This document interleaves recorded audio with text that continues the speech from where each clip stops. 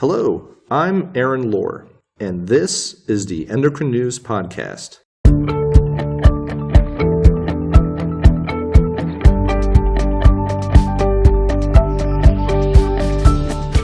Life is a series of transitions, and whether it's changing jobs or starting a family, transitions can be challenging. Today we're going to be talking about a very specific career transition, postdoc to faculty. Our guests today are Drs. Lee Krause and Nikki Partridge.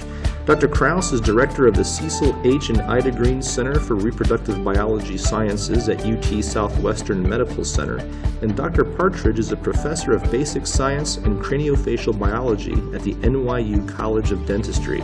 Thank you both for joining us. You're welcome. Thanks for having us.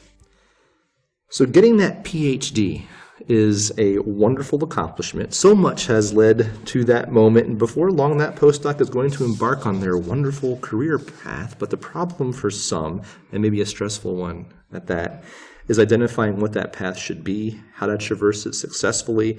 You both have already walked this road. Can you tell us a bit about your experience and how you got where you are today? Why don't we start with you, Dr. Partridge? Yes, thanks very much. I got both my degrees, bachelor's and PhD, at the University of Western Australia, and I did my PhD on development of a liver enzyme, and then I went to Melbourne and did a year of postdoc on that, and then transitioned into the bone field. And one of the reasons being is that I could see that research on development and neonatal development was not very well funded, and research on bone osteoporosis, which is a disease of the elderly, was much better funded. And I've stayed in that field ever since. And I was there in Melbourne for 8 years, and then moved to the United States, did a postdoc at Washington University, and then transitioned with my mentor to St. Louis University, where I was on the non-tenure track, and I was supposed to stay in the US only for 2 years. I had a very prestigious Australian fellowship, and was supposed to leave and go back to Australia, but I started getting my own funding, and I stayed on and managed to transition into a tenure track faculty and rose through the ranks at St. Louis University to be a full professor. And after that point, I started to get invitations to look at positions as a chair. And I applied for those, and ultimately was chosen to be chair of physiology at Robert Wood Johnson Medical School in New Jersey. I did that for 9 years, and then for various reasons, some personal, some because of financial situation for New Jersey, I applied for the position of Chair of Basic Science and Craniofacial Biology at NYU College of Dentistry, and got that. And I was there for 9 years. I just stepped down from that position last year. I'm still a full professor. Well, thank you for sharing the story. I have a lot of follow-up questions, but I also want to hear from Dr. Krause.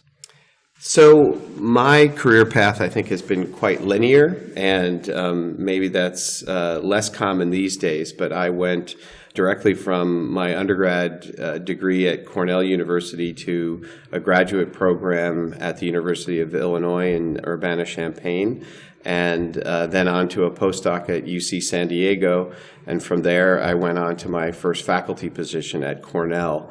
And I think that at each step of the way, I sort of had a goal in mind of what I was trying to accomplish with those training experiences.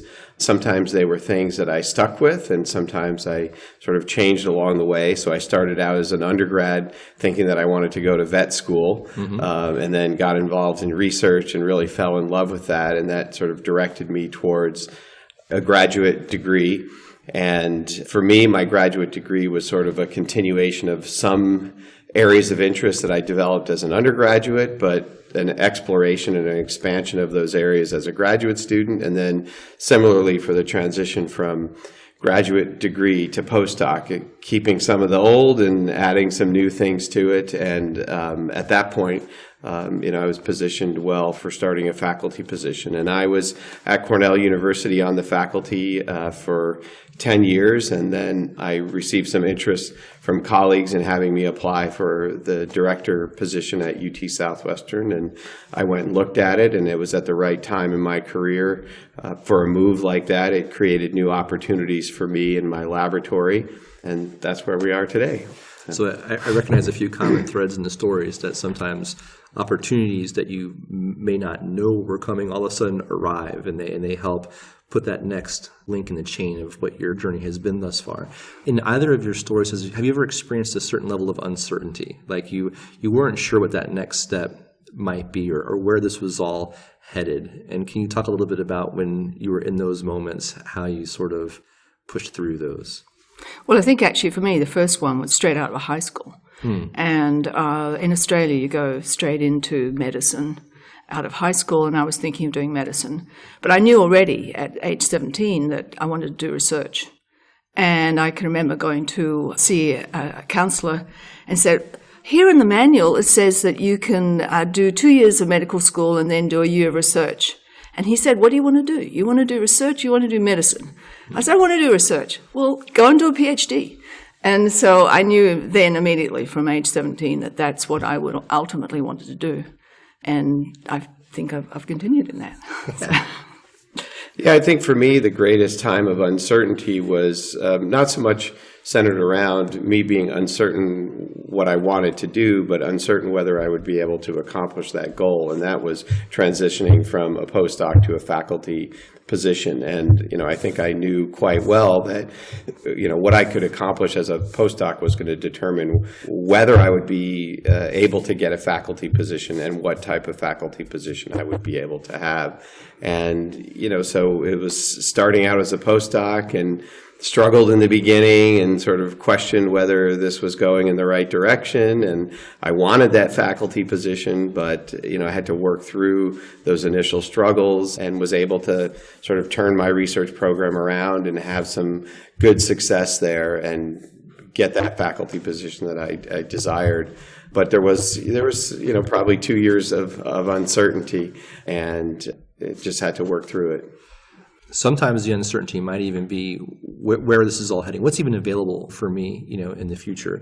So can you help young researchers who are maybe listening to this podcast envision what some of their potential futures might look like? What potential career paths are out there waiting for them? People are often trying to decide, are they going to go into the academic track or are they going to go into industry? And I've certainly had postdocs of my own who have been very uncertain about that and sort of thought, if I go to industry, I've got a much more prescribed life, and it's better if I'm a woman. And I've had to persuade them, no, in academia, you can also have a good life and a good career in terms of research, and it doesn't necessarily impede you as a woman and a mother. Anything to add to that possible career future? Yeah, sure. I think that, it's interesting. We tend to talk about these as alternate career possibilities, but the reality is that the vast majority of PhDs will end up going along one of these, quote, alternate career paths. We tend to make this distinction between academia and industry, but there's a wealth of other positions out there that someone could explore, being a journal editor, working in patent law, teaching at a 4-year undergrad university, which can be a very rewarding experience. Even things like going into venture capital, which are all types of career paths that would require a PhD, and some of those may actually require a postdoc as well. So, I think those are some of the possibilities out there. So a few folks are probably going to see the title of this podcast and they haven't yet entered their postdoc, and they already have questions about, well, how do I even select the right postdoc program? Do you have any advice or tips for them? I think it has to depend on the individual. And because the laboratories are tremendously variable. Mm-hmm. And you can either choose to go to a really large laboratory with very high status and high quality publications, but you might be one of 20 postdocs. And that might be fine for you. but you might be operating very much independently. The other type, could be a smaller laboratory. And you have to look at that yourself and decide what suits you the best. And do you want more attention? Do you want to be able to interact with your PI more? Or do you want to go to the absolute top level place where you may not get to talk to the PI so much? Those are things I think they need to think about. Yeah, I agree with what Nikki said, and maybe taking a step before that is thinking about, what is that I would like to accomplish with my postdoc. And, if you are on the academic track, then you should make sure that you're choosing a mentor and a laboratory that has had success in moving postdocs through on the academic track. Those are questions that you can ask. Obviously, the history of the lab and the success of the former trainees is public knowledge, so these are things that you can look into. If you have a more specialized interest, let's say that you are really interested in going into industry, does your potential mentor have any connections with industry? Has he or she worked in industry at some point in their career and might be able to help you facilitate that? Or at the very least, are there people in the immediate environment at the institution who would be able to help you with that? Or, in any of these other alternate paths that we had talked about before, does anything of relevance exist in the environment where you would do your postdoc that could help you in achieving that next step? So let's say now we have somebody who's in their postdoc and they have great aspirations for their future. They want to do wonderful things. They want to make the most of this postdoc phase that they're in right now. What can they do while they're in this postdoc phase to really set themselves up well for that next step? Well, first of all, I recommend that people do My IDP, which is a program that's science developed, the journal Science developed. And any laboratory that's funded by NIH, the mentor in their annual reports has to report whether graduate students or postdocs have done that My IDP and whether the mentees are actually communicating and discussing it with the mentor. And I recommend that anyone, it can be, international laboratories, non-NIH funded laboratories should also do it. And there's a questionnaire that gives you an assessment of what are your abilities, whether you should, say, go into industry or consulting, or whether you should just be doing basic lab research. It'll give you information on that, and you should then discuss it with your mentor. So I think that's one thing that I recommend. The other thing, if an institution has committees where there's an actually mentoring committee, that's an excellent thing to have. If you're a postdoc and they don't have it, you might even suggest that they start them. And where there's some other people apart from your mentor who can help you be there as a backup, because sometimes things go wrong between a mentee and a mentor, and it's good to have some other people who are looking after you and watching your back and can also give you advice. So those are some of the things I think you should do.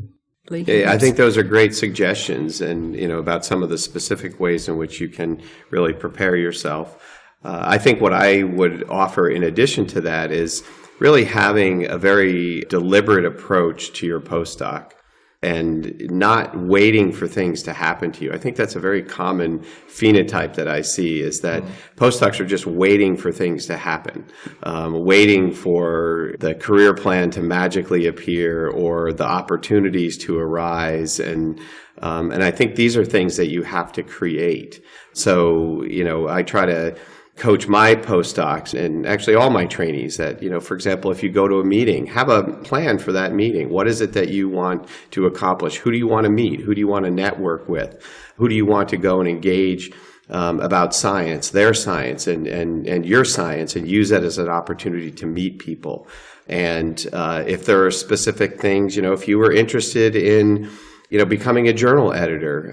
The journal editors are at meetings or at other types of events that you might attend. Make sure that you interact with them, develop a dialogue, maybe even have an opportunity to visit with them, to see, to really explore, to network, to set yourself up So for any of those career paths, there are things that you can do very deliberately that will help position you. And it shouldn't be, I'm going to come into my lab and do 3, 4, 5 years of bench work, and then all of a sudden I'm going to think about what's next, right? You need to be deliberate and doing things all along the way that are preparing you for that goal. The other thing that I would say is think about the narrative that you are going to tell about your story when you are going out and applying for a job, whether it's in industry, whether it's a faculty position or any other type of position.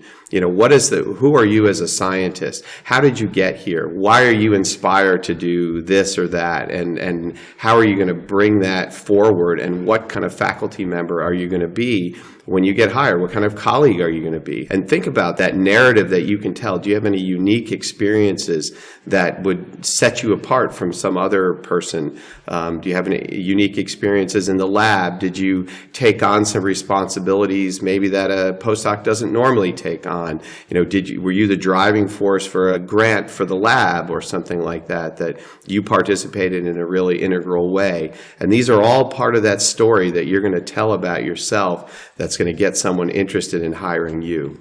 Let's talk about that moment when it's time to negotiate that first faculty position. What are some key elements to keep in mind?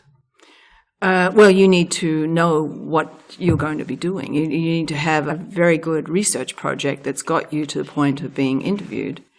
And before you even go and interview, you need to assess what is it going to take to succeed. And how much money do you think you need? Probably on a first interview, you're not going to need that. On a second interview, you would definitely need that. As a chair, I've recruited a lot of faculty, and I usually ask on the first interview that if they're selected to come back for a second interview, I'll be sending them a request for a wish list. But I think before you even go, you need to have an idea of what it's going to take to succeed in your research project. What are you expecting to have a postdoc support? What are the unique things that you need to do your research, equipment-wise, technology-wise? Do you have a lot of need for animal support, reagents, etc.? You need to have an idea about all of that before you even go for the first interview. But when it comes to negotiating, you should put that all together. And often just from your own laboratory, where you've come out of your postdoc, you should be able to put together a wish list of equipment and supplies, although if you're diverging from your postdoc mentor's research, and you probably are to some extent, you need to have researched that and find out what it's going to cost you to do everything you need to do. The other thing is to find out and negotiate the cause in the place you're going to that can provide you with all the support you need. You also, of course, want to negotiate your salary. And if you're going to a medical school, you can go to the AAMC website, and you may have to buy it, but there are publications every year summarizing all of the salaries throughout the United States and divided by regions, and you can then see what the mean salaries are. Of course, it's going to depend. If you're coming to New York, you'll probably want more, and you want to find out about housing, for instance, or there's some support. And then you can talk to your friends, maybe your mentor can help you to some extent, but, there are a lot of differences in terms of regional salaries. So you mentioned a wish list. Do you have any guidance you can offer as what might be the boundaries of the wish list? Like, should it just be, this is my definite needs, or if I could have more, should I include those in the wish list? Or if I put too much, are they going to think I'm too needy? I'm going to be taking too much resources and they won't consider me anymore. It's true. And I actually think that I've said before, that it's a careful process to not ask for too much or too little. It needs to be just right. But you can certainly put a basic absolute needs, and I think you can also say that I would like to have this as well, but if you really need it, absolutely need it for your research, I think you have to put it in as it's an absolute need. And those things can be negotiable. If the people really want you, they want you to succeed, and they will try to give you as much as they can. And there might be a few things they say, we've already got this, but yes, I think you can put sort of some things that are sort of really blue sky wishes and some things that are absolute needs. Yeah, I would just follow up on that and say that I think in addition to understanding what your needs are, which is very important to have those clearly identified, I think it's also important to understand the environment that you're going to, both the local department environment and more broadly across the campus, because that also will determine what you need. And, you may have a recruiting chair who's telling you, don't worry about it, we have this piece of equipment located there and you have access to it, and that's fine and that's great if that's the case, but you should really make sure you understand that environment and talk to other faculty who use it, and is it freely accessible as you were told, that kind of thing. So I think it's important to understand that the environment. And one piece of advice that I got along the way was just remember that the people who you're negotiating with might be your colleagues someday, right? So it's very important to be respectful during the recruiting process, and by all means ask for those things that you really need and be firm on the things that are very important to you. But don't be outrageous or over the top, because you are, I think, sending a message with how you negotiate, right? And it tells them something about the type of faculty colleague that you would be. Before we close, any last words of wisdom for our listeners who are maybe in the middle of this journey and eager for next steps, maybe anxious, maybe nervous? Well, I think, as Lee said, you have to know who you are. You need to know who you are as a scientist, what your research is, and to be deliberate and strategic about things, and to know what you want to do in your life career when you get to the point that you're applying for faculty positions. You need to know, where do you want to live? That's a geographic thing, and some people would say, I don't want to live in New York, or some might say, I don't want to live in the Midwest. So those are things that you need to have thought through beforehand. Before you even probably start applying for jobs. So those would be my recommendations. I would also just suggest that, you really, especially if you're on the tenure track, which is a compressed time frame for success, is to really keep your eyes on the things that you will be used to evaluate you. And, let's be honest, those are two things: your grants that you get and the publications that you have. And it is very, very easy to get distracted by other things, right? And if you're doing things that are taking time away from publishing and getting grants, you're probably hurting yourself when you're on the tenure track. Once you have tenure, you can explore different things and get involved in other things. But I think that it's very important to stay relatively focused on the things that are going to be used to evaluate you. Well, I want to thank you both for being a part of the podcast today. This was some great information. Thank you. Yeah. Thank you. You're welcome. That's all for this episode. Thank you for listening to the Endocrine News Podcast. If you'd like to hear more of these, check us out on endocrine.org/podcast, or Apple, Google, or wherever you get your podcasts. And if you're enjoying these, please let us know by leaving a review on Apple. And if you'd like to get in touch with us, send us an email at podcast@endocrine.org. Thanks again.